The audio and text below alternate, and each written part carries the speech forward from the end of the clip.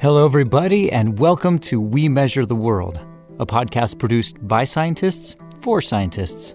I think as kind of just approaching the conversation, we had maps ready for him. Like, this is what the data can show you. These very, tangible maps that show you this side of the vineyard is a little hotter, for whatever reasons. But just showing him the maps and this is what the data can provide. And then, we talked a little bit about kind of futuristic potentials of okay, what if you were driving your tractor around and there was an IR sensor on one of the booms and it was just capturing the vineyard, and having to integrate some kind of sensors into a practice that you're already doing rather than saying, oh, we want you to fly a drone twice a week or something. That's a small taste of what we have in store for you today. We Measure the World explores interesting environmental research trends, solutions to research issues, and tools to better understand the entire soil-plant atmosphere continuum. Stay current on applied environmental research, measurement methods, and more. Thanks for joining us. Today's guest is Dalyn McCauley. Dalyn was a 2018 G.A. Harris Fellowship winner interested in developing a site-specific decision support tool for on-farm management of crop-damaging weather events. Today, she'll be discussing her master's research project, which was focused on collecting environmental data to develop predictive models for detecting early onset of downy mildew in vineyards for disease and risk management. Dalyn, thanks so much for being here. So just to start things off, can you give us a brief introduction into what inspired you to start doing this type of research? What kinds of problems do vineyard growers face that kind of prompted this research that you're doing? So a grower contacted us. He was concerned with powdery mildew disease on his vineyard and just was looking for some kind of way to better inform his management of it. Powdery mildew is a pretty big issue in the Pacific Northwest vineyards industry. It's highly dependent on weather. It really likes moist, temperate, kind of cloudy areas, which is exactly the Pacific Northwest. So it's a big concern of a lot of growers. It's, like I said, almost always present, and it can be detrimental in the form of, yield losses, quality concerns with the grapes. And then if it gets bad enough, sometimes you have to, slash and burn an entire vineyard just to eradicate it. So it's a really costly disease. Of course, fungicide applications are really costly trying to mitigate it. Just looking for a better way to manage it because it's everywhere. Yeah, definitely. So what kinds of instrumentation are you using in these vineyards?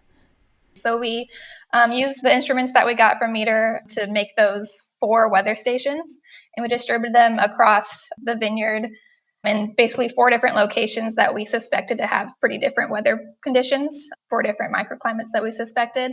And so, we measured, we used the Atmos 41 just to get general weather parameters. We used the soil moisture sensors and matrix potential sensors, and then also the leaf wetness sensors. And so, we distributed them across the vineyard, and then we just tracked general weather parameters and then also calculated the powdery mildew risk index, which is a temperature-based index developed by UC Davis IPM pest management program. It gives you a disease pressure, a powdery mildew disease pressure, basically from 0 to 100. So 100 would indicate a severe powdery mildew pressure. So we also tracked that in the 4 different locations just to see how it varied and how the farmer could use that information to better inform his fungicide application and management. Awesome. Yeah, that's so cool. So right now, it seems that everybody's talking about machine learning. And I know you weren't able to get the machine learning part of your plan yet, but how are you going to apply it, or how are you planning to apply it in the future? So our idea was to integrate basically 3 different types of data. 1, the weather data in the 4 locations. And then secondly, we were hoping to quantify the actual disease incidence, the spatial and just a severity of the disease incidence in the 4 different locations, integrating that data, as well as some remote sensing data. So we did surveys of the vineyard using a hyperspectral reflectance sensor, as well as a infrared thermometer to get canopy temperature. And so we're hoping to use that to combine the spatial aspect with the temporal aspect of the weather data. So we'd have timestamps of spatial maps that we could then link to historical weather records. And then again, link that to the disease presence. So we were hoping to stack all of these data types on top of each other and run them through a machine learning algorithm, such as an artificial neural network or something, just to develop kind of these heat maps of disease pressure that we could link to weather and canopy temperature. Something that the farmer could say, okay, let's just use an infrared thermometer and take a temperature of this leaf and put it into this model and ideally get out some kind of disease pressure value or a disease potential for that section of the vineyard for that time of year, given the weather, combining all these things. So we haven't got there yet, but we do have the majority of those data sets kind of ready to stack into some kind of model. Nice. Yeah. We've been associated over the years with a lot of these different projects, and that's a familiar theme, that machine learning is more complicated than people expect. But the coolest part is that you are trying to put it all together. So on another note, I love the spatial and temporal aspects of this project. What did you learn as you collected all the data? For my thesis and then the publication that we're putting out, we mainly just focused on the spatial point measurements from the weather stations and then that temporal data. So we were able to see that we had the 4 weather stations, but we saw that there were probably 3 distinct microclimates that had different susceptibility to the disease.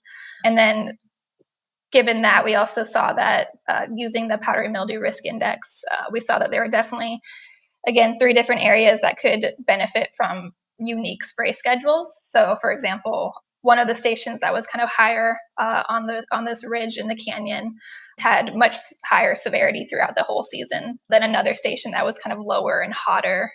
So in that case, the powdery mildew risk index indicated that higher disease pressure area should have had fungicide spray weekly, whereas the other one should have had fungicide spray maybe every 3 weeks.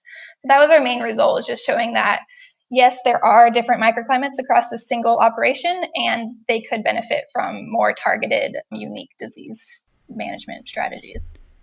Definitely. So as we think about the impact on the grower, the ways research can really push change that will have a positive impact on the environment, did you get a feeling for what the environmental impact might be of, for instance, a 1 week versus a 3 week schedule? Right. So I didn't go into a cost analysis or anything, just because when you're using just the risk and probabilities, it kind of creates these pretty complicated, how could I say that this disease schedule would save you this amount of money? Because you don't actually know if it's going to work. But I think we came down to that, across the 4 stations, that the farmer could have saved 2 fungicide applications throughout the season, which doesn't seem like a lot, but you think if it takes them probably 2 full days to do the whole operation, and definitely a lot of fungicides, which are one of the most expensive inputs for vineyards. And so 2 whole applications over several years, that kind of marginal savings would actually be pretty beneficial. Yeah, that's so interesting. I mean, there's time and money saved, but then there's also an intangible benefit, which is the lower impact on the environment. But you mentioned the higher location and the lower location, and I was going to bet, just from what I heard you say, that down on the bottom would be kind of a wetter environment, and that was going to be where you'd see more powdery mildew. Did the results surprise you? Yeah, that result did surprise me. I think the lowest elevation happened to be the hottest location as well. And part of that disease risk index is that, any temperatures over 95 degrees is harmful for the fungus. So that surprised us in that. I think that was the main driver as to why the lowest location was less susceptible, especially over July and August when it was the hottest. And then, it was definitely surprising to see that the highest one had the highest severity, especially being that from historical experience, the farmer always recognized that powdery mildew developed in the Chardonnay first, which was kind of like this middle elevation, whereas the Grenache was the highest elevation, and that showed to have the most severe incidence. And that either tells us that, maybe the farmer's just not looking in that location, or maybe there's something wrong with that disease risk index and that it's not taking into account the conditions in the Chardonnay that were actually more susceptible to the disease, such as canopy vigor or canopy bigger in that the inside of the canopy was more moist and had, less radiation, which is harmful for the fungus. But yeah, that was definitely interesting. So you did this analysis where the models were showing you one thing, and you said you did hyperspectral imaging as well as IR measurement. Were there other measurements that were kind of validating what you were seeing in terms of that powdery mildew index? Yeah, so the hyperspectral we did initially to see if we could develop some kind of disease index, spectral index.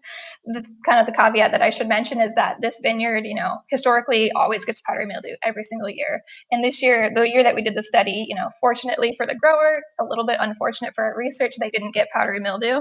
So we weren't able to link that kind of final, real valid ground truth measurement. But with the thermal canopy measurements, we did see some things spatially that made sense. We mapped dirt in that lower vineyard, the Syrah. We saw that one corner was always a lot hotter throughout the entire season than basically the corner on the edge of the vineyard was a lot hotter than the corner in the middle. That corner happened to be right next to a gravel road and didn't have any vegetation. It was just kind of rocky from everywhere next to it. And so we just assumed that was, there was higher evaporative demand coming from that gravel road that was increasing the heat and basically stressing that corner of that vineyard a little bit more. So that was kind of an interesting thing that the farmer didn't recognize, he wouldn't know, but that we were able to catch with the surveys and the measurements. Yeah, so that leads into another question. Was the grower aware of the microclimates in the vineyard? Or maybe he didn't have a sense of that as he walked around the vineyard? I think he knew when he went up the hill, it was windier and a little cooler, and that when he went to this other vineyard, it was hotter. But he didn't, from my knowledge, he didn't use that to change any of his practices, except for one with the Syrah. He always knew that those were ready to harvest a couple weeks earlier just because it was a lot hotter down there and they had accumulated, more growing degree days. So he identified that one was normally hotter and that he should harvest a little bit sooner. But other than that, he wasn't aware of these kind of finer scale differences in the microclimate, such as across a single row, one side to the other. Yeah, I asked that question because we've had similar experiences. One grower had dry spots in his field that were affecting his yield. There was like a 25% drop in yield at those locations. And when we showed him how measuring water potential can prevent plant stress, the next year he installed water potential sensors everywhere on his farm, and he's still very actively using them. Were there similar impacts as you showed this vineyard grower the data? Yeah, similarly. So we used the 4 Atmos, and we actually gifted him one of them to keep at his vineyard permanently. So he was interested in mainly the powdery mildew risk index, kind of just having that number that he could base his spray schedule off of. He wasn't as interested in the canopy surveys just because I think, he could have someone come into his vineyard and do that for him every summer, but it's not as tangible, it's not as available for him to actually use on a daily basis. So he was really interested in just having that on-site tracking of some kind of disease index that could help inform, even if he doesn't use it, just some kind of double check for his own management decision making, like, okay, it's high severity, now I'm gonna do an extra fungicide application here, or I'm not going to do one today because it's low. So he wanted to definitely keep that part of the information. And so I think we took it down for the winter for him, but he had that for this whole season as well, tracking that index. Yeah, that is really interesting. The connection between instrumentation and decision making. And you made a really important point about the usability of the data. He was thinking, as long as the data show up on my computer, I'll look, maybe change my management practices. But he thought hyperspectral imaging and IR temperature may be a bridge too far. Can you talk about those conversations? I mean, you must have been thinking, I want my research to be really impactful. How could I take the next step here? But what is the next step in trying to get these valuable practices in? I think as to kind of just approaching the conversation, we had maps ready for him. Like, this is what the data can show you. These like very, tangible maps that show you this side of the vineyard is a little hotter, for whatever reasons. But just showing him the maps and like, this is what the data can provide.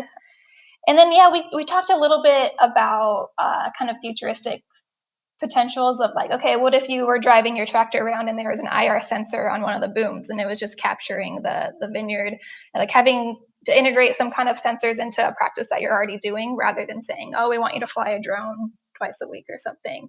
We talked about the potential of using data like that. Again, it's just a little bit too far-fetched as of right now, but as far as doing research and developing these kind of tools for farmers, that's what we need to start thinking about, is how do we make it easy for them to use this data, really, and things like that. Yeah, monthly drone images maybe of hyperspectral that you could plug into a platform that just gave you a map, or some kind of periodic survey that you could do of your vineyard. But it's hard to bridge that gap with the more complicated data products.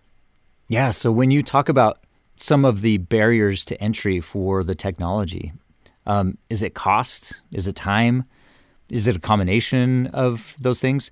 I mean, I think of vineyard production as a fairly lucrative endeavor, but I don't know. Did you come away with any feelings for what those barriers are? I think really with some of them, it's the perceived value. He says, okay, so that side of my vineyard is a little hotter than the rest, but what does that mean for what I get at the end of the day? And I wish we would have, but we weren't able to track yield or anything to kind of show him a real economic benefit of incorporating some of this information. That's why I think disease is an important, or a particularly effective one, because, a disease outbreak is entirely detrimental to vineyards. So they're looking at it as a high risk variable. So it's like, I think they're more likely to put in the effort and invest in those kind of sensors than maybe a corner of his vineyard is getting it has a little bit less yield. I don't know what the actual impacts of that heat map would have been on his financials, but I think it might be the perceived value of the data. So getting that across to them somehow would be a good first step. Yeah, I really appreciate that perspective, because when we think about research and how it impacts others, we've got to show them return on investment. To get people to change, they've got to feel a need, some pain even. And it seems like, at least in the year that you were doing it, no powdery mildew equals no pain. But if the plants are wilting, or if the sweetness of the berries is better here than there, that might get them asking questions. Now, in this study, did you measure soil moisture, either water potential or water content? Yeah, we did soil moisture and water potential in the same location. That was mainly to track irrigation events, just to see the spike in the signal to identify irrigation frequencies. And those were relatively equal across the entire vineyard. I think one of them, it was a bit of a measurement bias, or a experimental setup bias, in that most of them are right under a drip emitter, and then the one on the very steep slope, which was the highest elevation, it was always a little bit drier, and I think the water was just rushing right by it, so it wasn't like pooling at the sensor itself, and so that one generally had lower soil moisture than the rest of them. Interesting. Yeah. So were there any major bumps in the road in terms of deploying instrumentation or trying to get all the data put together? Or what were some of the challenges that you faced, and how'd you overcome them? I'd say the major bump in the road was not having the powdery mildew. And so there we just switched gears to really looking at disease pressure, kind of the potential disease, just kind of changed our research questions to look at that. But as far as instrumentation with vineyards, something I didn't realize, I come from an engineering background, so this is my first agriculture application and being out in the field. We had several panels on the weather stations, and through middle of July, all of a sudden all the weather stations go dead, and it's because the canopies started growing over them, and solar power just reduced and they couldn't stay. So we had to cut back the vines a little bit. So that was kind of an interesting bump. Other ones, I ended up making my own Arduino-based data loggers to query the sensors, and so just difficulties with that kind of open source platform. In the beginning, there was kind of difficulties with the real-time clock and syncing the data, and just more technical issues with getting the stations running. But most of those were solved in the first couple weeks. So you didn't have a ton of farming background coming in, and you're an engineer. When you went to the farm, what were your perspectives when you got there? Yeah, I guess being an engineer, I just want to like record everything. I was like, wanted to do the yield. I wanted to do, leaf assessment samples. I wanted to do weekly surveys instead of bi-weekly surveys. I just wanted to collect all of the data. And I just quickly realized that is just so not feasible a lot of the times, or you can't capture all the variability when you're in the environment. Engineering, you're always kind of in controlled environments when you're learning in engineering school. And so just having that open environment that was so variable, it was a little overwhelming to be like, okay, what are the most influential variables for the problem that I'm addressing? And how do I account for variability, the just natural variability, and try to minimize that or control for that in my studies? Yeah, so just kind of narrow it down. 4 locations, and the sensors I had was the sensors I had, and I could kind of go a little crazy with the surveys and try to do as many as I could and get as many plants that I could in them. But then even realizing that at the end, all the data from the surveys took so long to compile and get into a format that was actually usable. You can take pictures and hyperspectral sensor measurements that is just such high dimensional data that it's hard to actually incorporate into some kind of model. So just realizing the realities of collecting data in the field and using that in a useful way, it's definitely kind of eye-opening. I totally agree. Figuring out ways to aggregate, which is the state of the art right now, can be pretty overwhelming. So, next question. How do you balance the cost of the measurement system with the value of the data at these different sites? If you had your own vineyard, how would you distribute some of these systems? Yeah. So I think, we put out 4. We put 2 in the same vineyard block, but 2 different sides of it. And we found that those were basically identical weather microclimates. So yeah, I think if I had my own vineyard, I would want to place a bunch out just to assess the variability, and then narrow it down to the 4 or 5 most different unique climates. And yeah, definitely putting at least temperature relative humidity sensors distributed across the vineyard, just to see, one, like a lot of the disease indices are just temperature based, so that's a good record to have. And then growing degree days, frost, of course. I think just a single temperature measurement distributed could really benefit management and targeted decision making. It's always hard though just to pick where to put them. Where is the most variable? And it's kind of the hard thing with the costs is initially you kind of need that in that first survey to realize that, okay, station 1 and station 3 are basically the same. We don't need 2 stations in this vineyard. And so it's kind of a high upfront cost maybe to just have that high spatial resolution, information, and then narrow it down to the 4 or 5 most influential places. In this vineyard particularly, I think 3 would have done fine. 1 in the lowest part, 1 in the highest part, and then 1 somewhere in the middle. I think that would have been sufficient to capture the most variable places. Yeah, maybe the idea would be initial surveys to figure out where the variability lies, maybe satellite imagery. That's something we've been poking at, trying to look at variability and trying to spot historical locations that may be more interesting.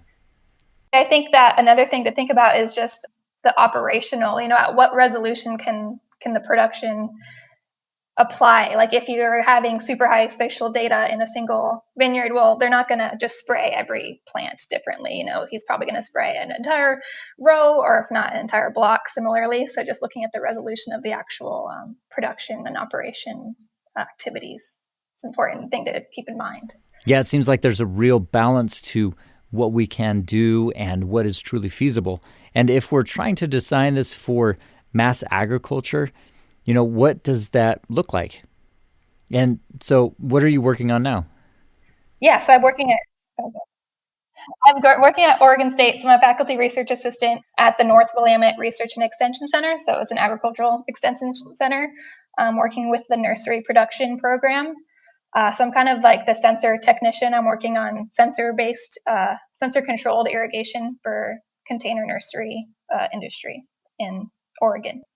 So yeah, right now I'm working on lots of sensor development. We're integrating sensors into irrigation control program. So I developed these mini lysimeters that we're going to use to weigh containers and then control irrigation based off of depletion and container mass, as just a way to make irrigation a little bit more data-driven for container nurseries. And then we're still working with kind of these low-cost distributed weather stations as well. I'm going to be working in hazelnuts, putting them out in a hazelnut orchard, and developing some crop water stress index using canopy temperature and local weather parameters as well. Nice. Yeah, we'll definitely be interested to hear how that goes. And it looks like our time's up for today. Thanks so much, Dalyn, for taking time to share your research with us, and we definitely wish you the best of luck in all of your future endeavors. And if listeners have any questions about this topic or want to hear more, feel free to contact us at metergroup.com or reach out to us on Twitter at meter_ENV. You can also view the full transcript from today in the podcast description. That's all for now. Stay safe, and we'll catch you next time on We Measure the World.